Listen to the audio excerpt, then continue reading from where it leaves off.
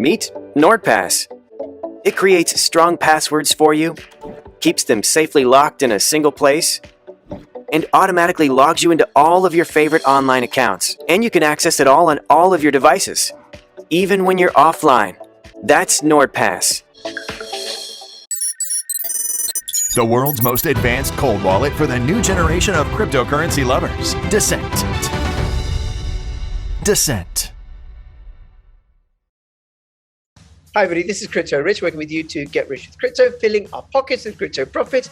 And this video, we are going to be getting an update on Nightlife.crypto with one of the advisors from this project, and that is Draith. I know him as Captain Draith from Pirate Chain, but he's also an advisor to the Nightlife project. Hey Draith, thank you so much for making yourself available. Yeah, thanks for having me. Do you want to say, for those of the viewers who don't know about Nightlife, we're not used to Nightlife Crypto, is now Nightlife Drifting, what it is, how it works? Well, Nightlife Drifting is a game built on the Nightlife platform. So Nightlife Drifting is actually it's pretty obvious. It's a drifting game. So it's an automotive drifting game that includes NFTs for any given part or car that's available in game. It's a competitive racing game against other users. It's play and earn, meaning that the funds that you earn is used in-game to purchase various parts, whether it's performance parts that help give you the edge over other users, various weapons that'll be available in-game, or just customizable parts on your car to make your car completely unique from anybody else. So there's going to be hundreds, if not thousands, of various NFTs that'll be available over time for users to just deck out their car, compete in tournaments, and how even buy land within the game itself to advertise your project or whatever you want. So, for example, like you can buy a portion of a sub-district to advertise your project or your company in-game. So there's tons and tons of rich features that will be included in the game over time once we get an alpha version out, which will be a decent amount of time until that happens, just because the scope of the game itself. We have continually expanded our scope of what we're wanting to do, just because there's so many brilliant ideas that are had within the game development team that it just makes sense to add to the game. So we don't want to produce something that is just fun for 5 minutes and then people are done with it. We want to make an entire ecosystem out of this game and an entire community for this game as well. So, right, like something that people can fully immerse themselves in. Exactly. Okay, and is the game available for people to play now? Not right now. It's still in development. It's going to be in development for quite a while, just because of how large this game will be. I mean, there's going to be different types of races through different types of districts, with tournaments, with competitive racing, where you can actually put up some funds or potentially put up your car to in a race against somebody else. And think of it like pink slips, where if you win the race, you win that person's car. That's an idea that we've had. That's a very, very obviously risky type of race to do, just because you could put in decent amount of funds into your car, and if you were to lose, you end up losing that car. So that's something that we're toying with. But the main idea for the competitive racing is to put up a little bit of funds against other users, so that whoever wins the pot of funds minus a certain percentage for the race itself. So right. There's a lot of cool stuff like that, building crews so that you can have, a bunch of your friends play with you in various different game modes, like, basically relay races. So, you can start off on, a particular street inside the city, racing against another user or two, so you can race against other teams.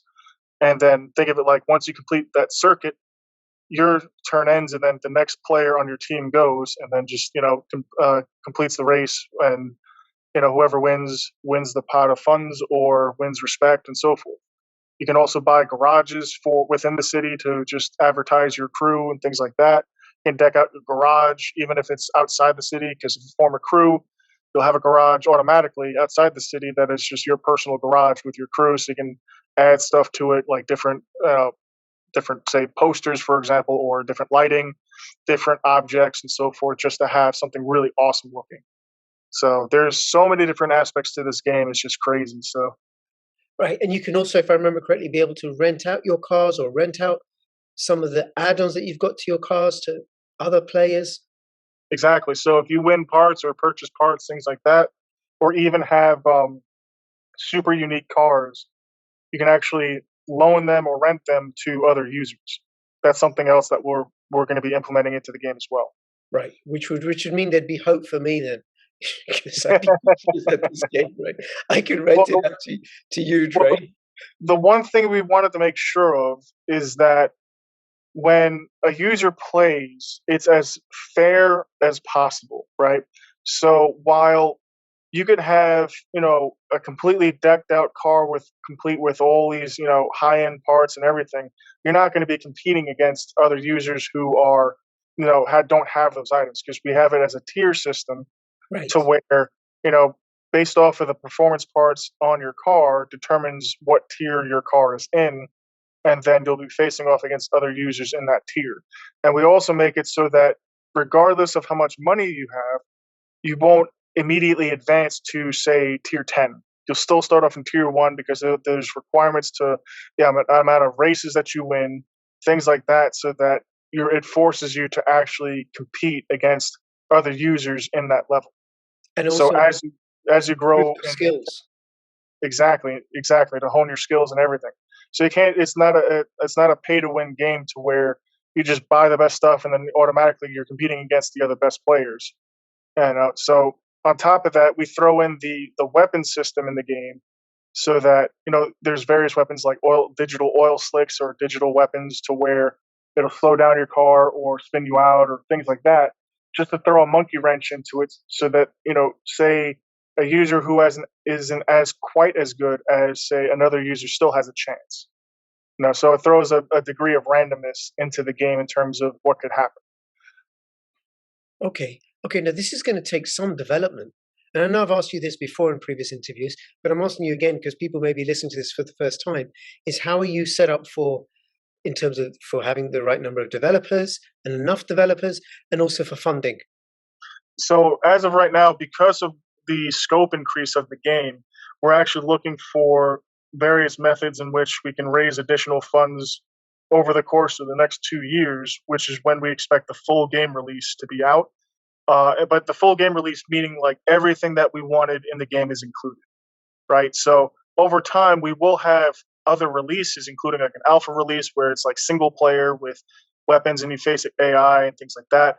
But after that alpha release, we'll have multiple beta releases to where a new district is added. You play against other users, and all that stuff it counts toward the full game release, right? So whatever happens in those beta releases gets carried forward, so that you don't lose any progress or you don't lose any, NFTs or anything like that. So everything still counts once it hits beta. Right. So every single beta version, like I said, includes a new feature or two, plus additional parts and cars, plus a new district and everything. So all of that is slated to take about 2 years to fully develop to get to the full release. But the game will be playable once it hits the first beta release, first alpha release for single player, and then beta release for multiplayer. And when do you expect that to be the first alpha release? Oh, timelines are never good for developers, man. That's one thing that I've learned throughout my entire time with crypto, is that you can plan and plan and plan and expect something to happen during a certain time, but things come up and throw monkey wrenches into development time schedules and so forth. So what the hope is that if we are able to raise the capital needed to hire the additional developers, develop additional artists, and all those other people that we need to actually really ramp up production, then the expectation is, at least for alpha, would be say Q4 of this year, maybe Q1 of next year. So the timetable is very long, but it's because of the scope of the game that we're developing is why it takes so long. And I've learned so much being involved in game development with this project that it's amazing the things that you don't realize goes into a project in terms of building an entire like AAA style game that is just unknown to the public. That once you jump in, it's like, wow, there's so much that goes on.